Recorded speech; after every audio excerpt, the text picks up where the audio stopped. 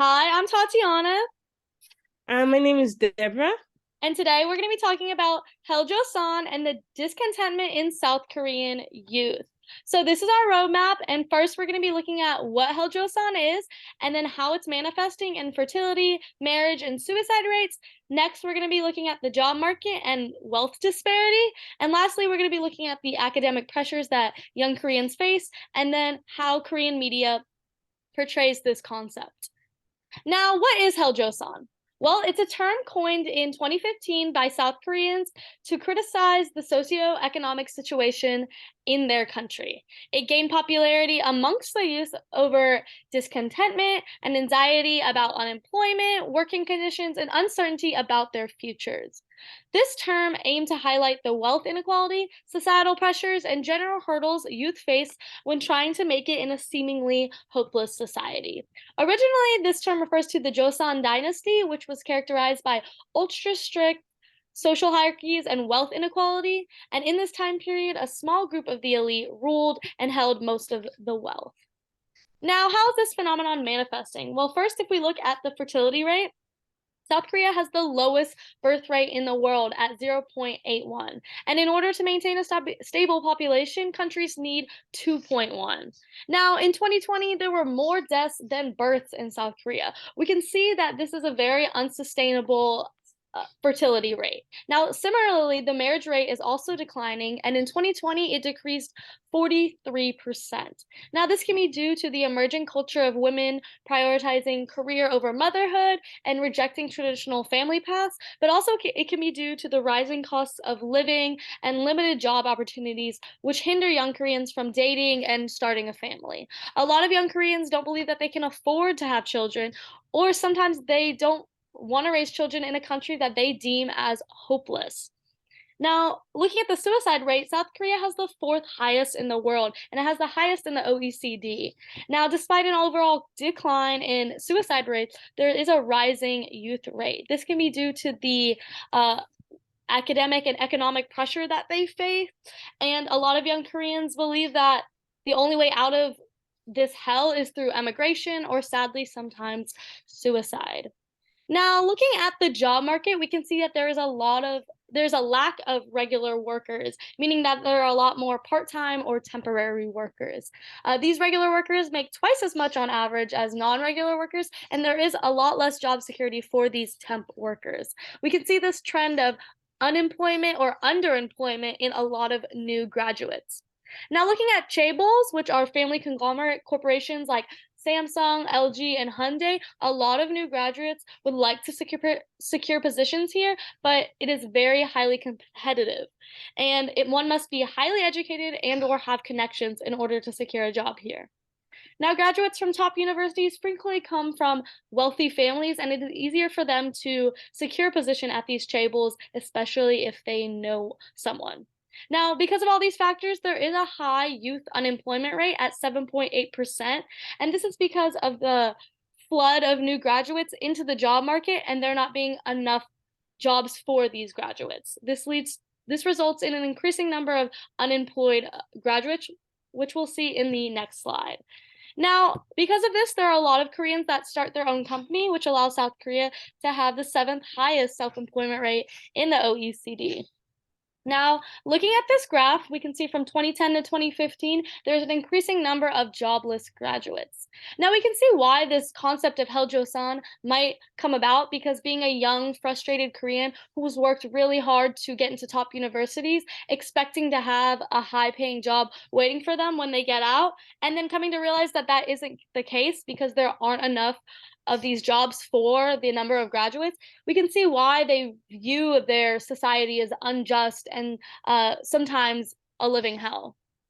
Now, looking at the wealth disparity, we can see in the last few years, the gap has increased by 70 million won, which translates to about 52,000 US dollars. In 2020, the top 20% of young Koreans held 35 times more wealth than the bottom 20%. Now, this social stratification can be referred to as the golden spoon versus the dirt spoon. The golden spoon being the top 1% of society, where most of the wealth is held by the elite and the politicians, and the dirt spoon being the bottom rung of society, where less than 2% of the wealth is held. world. Now, this widening gap means for a dissipating middle class. Now, many young Koreans feel like their inherited spoon is their destiny, and it becomes increasingly difficult to be socially mobile. We can see this conflict play out directly in the Oscar-winning movie Parasite, but more on this later. Now I'm going to hand it over to Deborah. And my name is Deborah, and I'll be talking about academical pressure. So, right from a young age, it is drilled into the core of South Korean children that education matters. So, emphasis on studying is strong during their formative years. It all leads up to the most important exam of a student's life, which is the Korean College Scholastic Ability Test, or Sunan.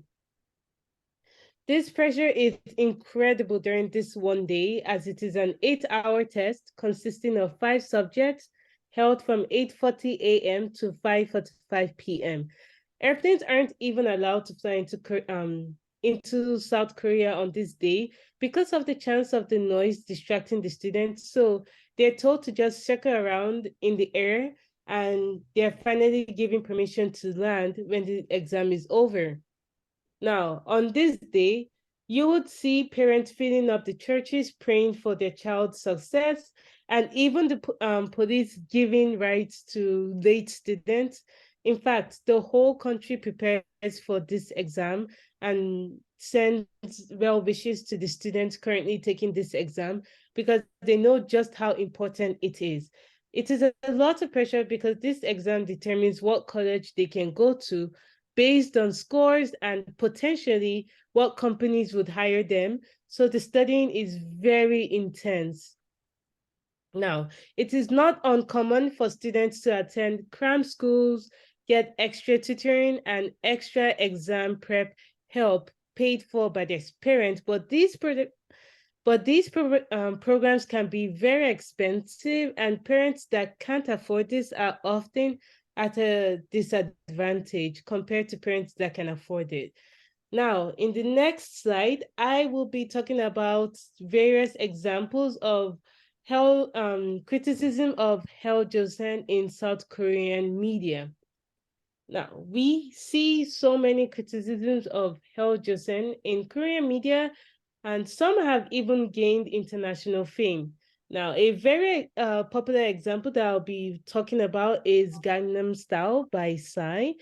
And it was a music video created by South Korean singer Psy, which went viral for its catchy tune and addicting dance, but the video and lyrics seemingly mocked the need for people to pretend that they live lavishly and the wealthy lifestyle of the rich, which is quite something considering that Gangnam is famously an area that is known for its rich inhabitants.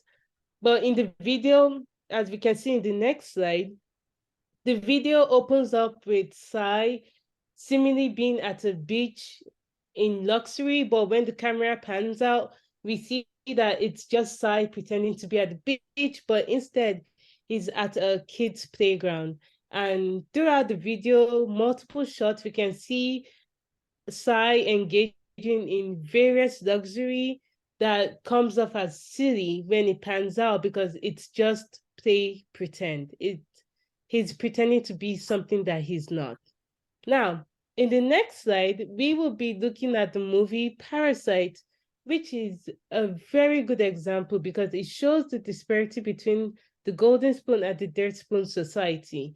Now, Parasite is the first foreign language movie to ever win a SAG award. And in this movie, it was about a poor family's struggle to escape their current lives and join the affluent class through any means possible. Now, in the next slide, we can see in the posters that the poor family have black lines across their eyes and the rich family have white lines across their eyes as well.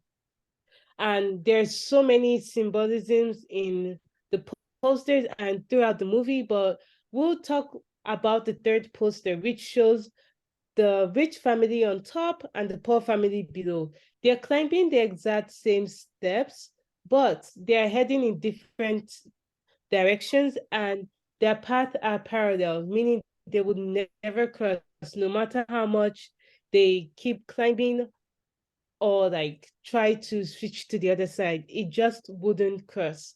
This was Bong Joon-ho like criticizing the wealth disparity in South Korea and the inability for poor people to cross over that imaginary line. Now, in the next slide, we will be looking at the very, very popular show on Netflix, which is Squid Game. And it actually broke the record for the most viewed Netflix show ever created with a view time of 1.65 billion hours and counting. It follows a man who enters a game in which people in extreme debt have to play various childhood games for a chance to win a large sum of money, with death being the penalty for the slightest failure. But it's revealed that it is all for the amusement of affluent viewers.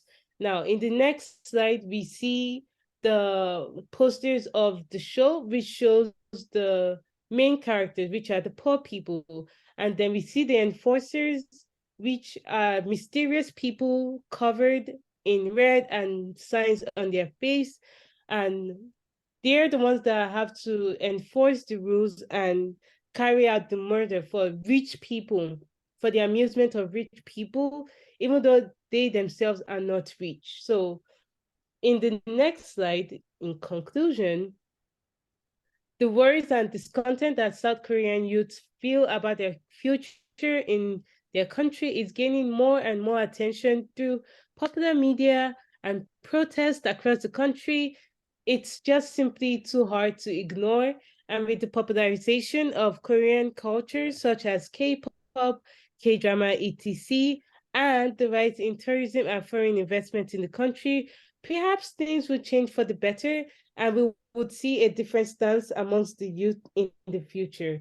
My name is Deborah, And and Tatiana, this has been Hell Joseon Discontment in South Korean Youth. Thank you very much. thank you.